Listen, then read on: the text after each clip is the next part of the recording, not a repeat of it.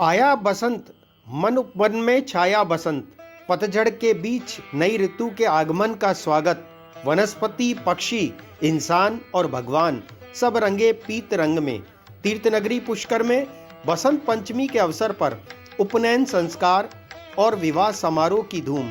बसंत पंचमी के अवसर पर दिखा परमात्मा, प्रकृति और मनुष्य का अनूठा संबंध। शीत ऋतु की विदाई और गर्मी की आहट के बीच एक ऐसा मौसम आता है जिसे बसंत ऋतु के नाम से जाना जाता है। वनस्पति की पतझड़ के साथ शुरू होने वाली इस ऋतु का अपने आप में कई मायनों में विशेष महत्व है।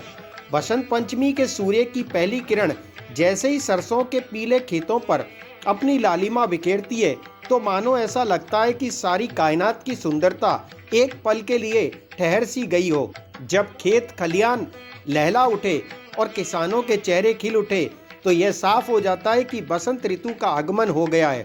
पृथ्वी ने मानो अपने आप को पीले वस्त्रों में ढक लिया हो। वनस्पति हो या पक्षी या फिर इंसान, हर कोई पीले रंग में रंग कर इस अनूठी ऋतु का स्वागत कर रहा है। सरसों के खेत में बीजों के प्रस्फुटन से पूरा पर्यावरण एक ऐसी खुशबू का एहसास कर रहा है जो अपनी ओर खींच रही है। गेहूं के खेतों में बालियां मानो अपनी सुंदरता पर इठला रही हैं, तो आम के पेड़ों पर कोपलों की शुरुआत हो चुकी है। अब किसानों को भी एहसास हो गया है कि लक्ष्मी उनके घर आने वाली है और प्राकृतिक आपदा का संकट समाप्त हो चुका है। आज बसंत पंचमी है। बसंत पंचमी का हमारे यहाँ बहुत महत्व है क्योंकि प्रकृति स्वयं सोते ही अपना रूप परिवर्तन कर लेती है। आज से प्रकृति में नया यौवन, नया रूप, श्रृंगार देखने को मिलता है। सभी पेड़ पौधे फूलों से सरोबार है और एक प्रकृति का नया रंग हमें देखने को मिल रहा है। आज के दिन माँ सरस्वती पूजन का भी हमारे यहाँ बहुत महत्व है और इसका यही उद्देश्य रहा है कि हम नए जीवन की, नए तरीके से जीवन की शुरुआत करें। इसी संदेश के साथ प्रकृति हमें ये संदेश देती है। जब सृष्टि के रचयिता भगवान भी बसंत के प्रभाव से अछूते नहीं रहे तो फिर इंसान को तो इस ऋतु से नई ऊर्जा मिलना स्वाभाविक ही है। बसंत पंचमी के दिन भगवान भी अपनी अर्धांगिनियों के साथ वन विहार को निकलते हैं। हल्दी, दूध, दही से स्नान करने के बाद भगवान भी पीले वस्त्र धारण कर पीले आभूषणों के श्रृंगार से सुसज्जित हो गए हैं। सोने की पालकी पर सवार होकर भगवान आज भक्तों को भी पीले रंग में रंग रहे हैं।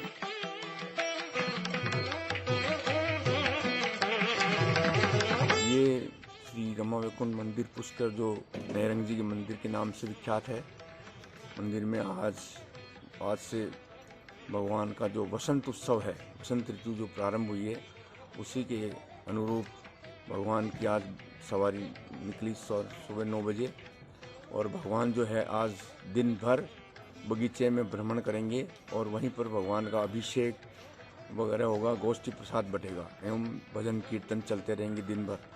सायंकाल 4:30-5 बजे भगवान वापस वसंत की पोशाक, बसंत ऋतु के हिसाब से भगवान को संपूर्ण जो पोशाक है वो बसंत की पीले रंग की धारण करा करके और फिर मंदिर प्रांगण में परिक्रमा होगी, जगह जगह भोग लगेगा एवं प्रसाद वितरण होगा। बसंत पंचमी के दिन को इतना शुभ माना जा रहा है कि कई वर वधू आज से अपने नव जीवन की शुरुआत कर रहे हैं।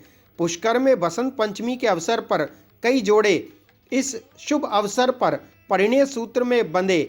वहीं शहर भर में अनेकों विवाह संस्कारों में अनेकों जोड़ों ने वैवाहिक जीवन की शुरुआत की। साथ ही हिंदू धर्म में वर्णित 16 संस्कारों में से एक उपनयन संस्कार का भी आज विशेष महत्व पुराणों में वर्णित है।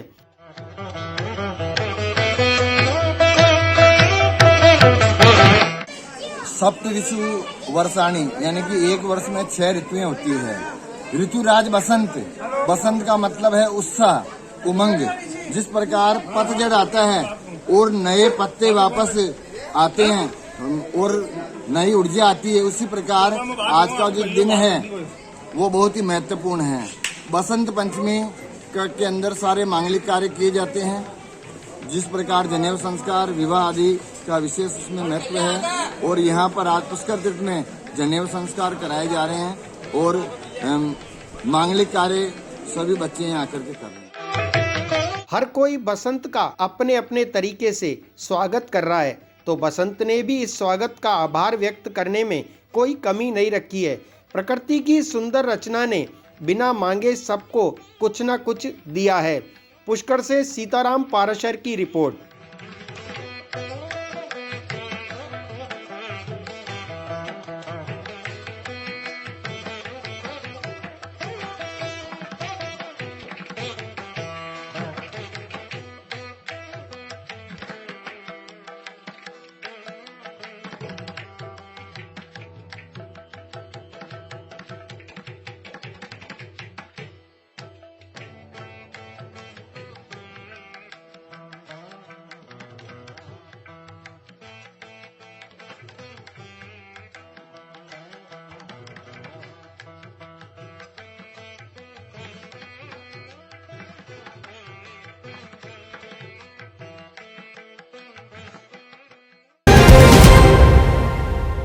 श्री लक्ष्मी विहार, फाइसागर रोड, अजमेर।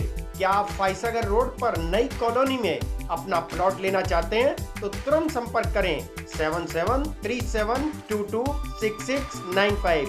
हमारे यहाँ उपलब्ध है 65 गज से लेकर 180 गज तक के प्लॉट्स।